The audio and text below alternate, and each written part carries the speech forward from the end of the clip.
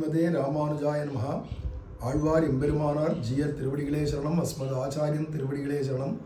ஸ்ரீசைலேச தயாபாத்திரம் தீபக்தியாதி குணார்ணவம் யதீந்திர பிரவணம் வந்தே ரம்யஜா மாதரமுனிம்.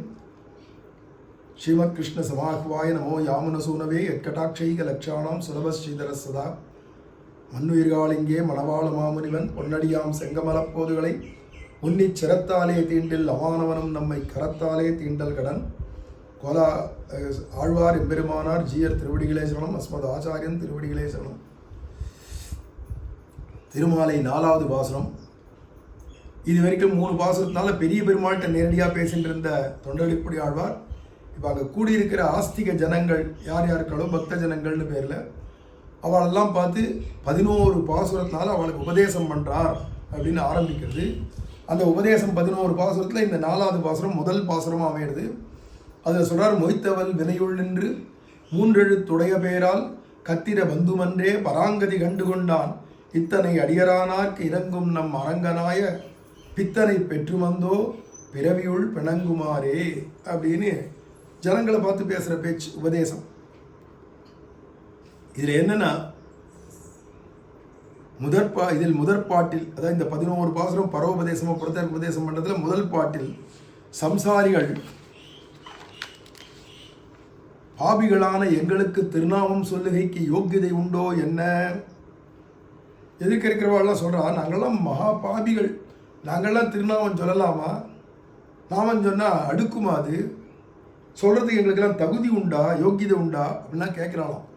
என்ன, பிராயஷ்சித்த சாத்தியமல்லாதபடியான பாப பிரச்சுரரான சத்திரபந்துவும் திருநாம பிரபாவத்தாலே பரமபத பிராப்தியை பண்ணியபடியை கேட்டார்க்கு அயோக்கியன் என்று அகல விறகுண்டோ என்ற விடத்திலும் விமுகராக கண்டவாறே இத்தை கேட்டு வைத்தும் பாபபலமான ஜன்மாதி கிளேசத்தை அனுபவிப்பதே என்று விஸ்மிதராகிறார் அப்படின்னு அவதாரி இந்த பாசுரத்தில் சொல்லிட்டு வரார்.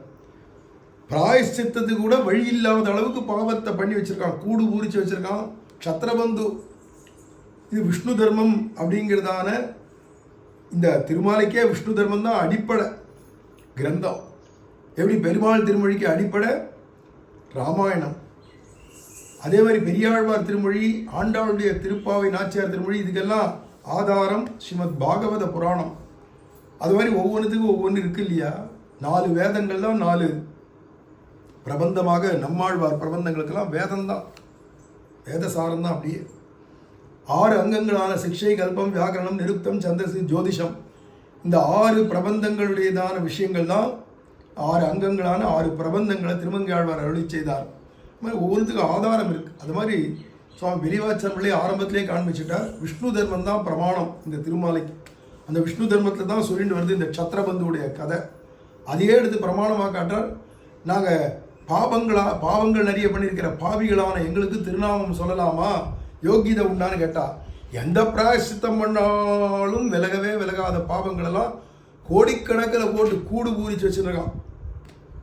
சிலந்தி வலைக்கு மத்தியில் இருக்கா மாதிரியோ பட்டுப்பூச்சியானது தானே கூடு கட்டிட்டு உள்ளே உட்காந்துக்கிற மாதிரி தானே பாவங்களை கூடு கட்டிட்டு உள்ளே உட்காந்துருக்கான். ஒவ்வொரு பாவமும் இவங்கிட்ட வந்து மொச்சுக்கலாம். நான் முதல்ல வந்து உனக்கு பலன் தருவேன், நான் முதல்ல வந்து உனக்கு பலன் தருவேன்னு ஒரு பாவமும் போட்டுன்னு வந்து இவனுக்கு துன்பத்தை கொடுக்கலாம். ஒரு பாவத்தினுடைய பலன் கோடி கல்பம் அனுபவித்தாலும் போகாதான், அவ்வளவு துன்பங்கள் அனுபவிக்க வேண்டியதாக இருக்குமா ஒரு பாவத்துக்கே. அதை மாதிரி பாவங்கள் மேறு பர்வதம் மாதிரி பெரிய அளவில் பண்ணி வச்சிருக்கான். என்ன பண்ணுறது? அப்படி இருக்கானே இவன்.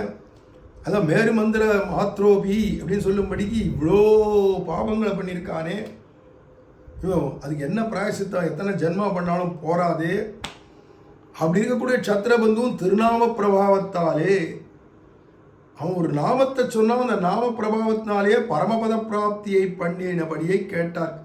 பரமபதமே கிடைச்சிருத்து, பராங்கதி கண்டுகொண்டான் அப்படிங்கிறார் இல்லையா? பரமபதமே கிடைச்சிருத்து அப்படின்னு இந்த சரித்திரத்தை கேட்டவாளுக்கு அப்புறம் நான் மகா பாபி, நான் எப்படிடா திருநாமத்தை சொல்ல கூடுமோ கூடாதோ, ஏன்னா நான் சொல்ல மாட்டேன்னு விலகலாம்.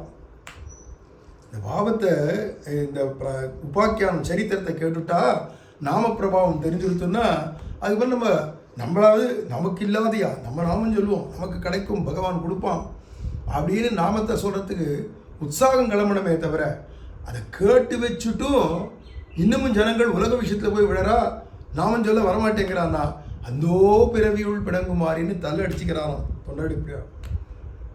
உபதேசம் பண்ணிட்டு இருக்கோம், கேட்டுட்டு அவள் பாட்டுக்கு உலக விஷயத்துக்கு போயிட்டுருக்கா, கோவிந்தா சொல்ல வரமாட்டேங்கிறாளே அப்படின்னு அவளோட துர்கதியை நினைச்சுண்டு சுவாமி தொண்டடிப்படி ஆழ்வார் அங்கலாய்த்து தபிக்கிறாராம் ஐயோன்னு. இந்த பாசனம் முடிக்கச்சு இது அவதாரிகளை சொல்லிட்டு வரார். அவன் நாம சங்கீர்த்தனம் சொல்லி பண்றதுக்கு நீ தகுதி உடையவனா தகுதி இல்லாதவனா, யோக்கியதை உடையவனா யோக்கியதை இல்லாதவனான்னு பார்க்க வேண்டிய அவசியம் இல்லாத யாரும் தைரியமா நாமத்தை சொல்லலாம். நாமத்தை சொல்லியாச்சுன்னா யோகியதைகள்லாம் தன்னால உன்னை தேடி வரும். யோகியதை தேடின்ற அப்புறம் நாமம் சொல்ல வேண்டிய அவசியம் இல்லை. இதுதான் அநேக இடங்களில் வியாக்கியானங்களில் சொல்லிட்டு போறா சுவாமி பெரியவாச்சான் பிள்ளை போன்ற வியாக்கியாதாக்கள்லாம். இது அவதாரிகளே இதை சொல்லிட்டு வந்தார்.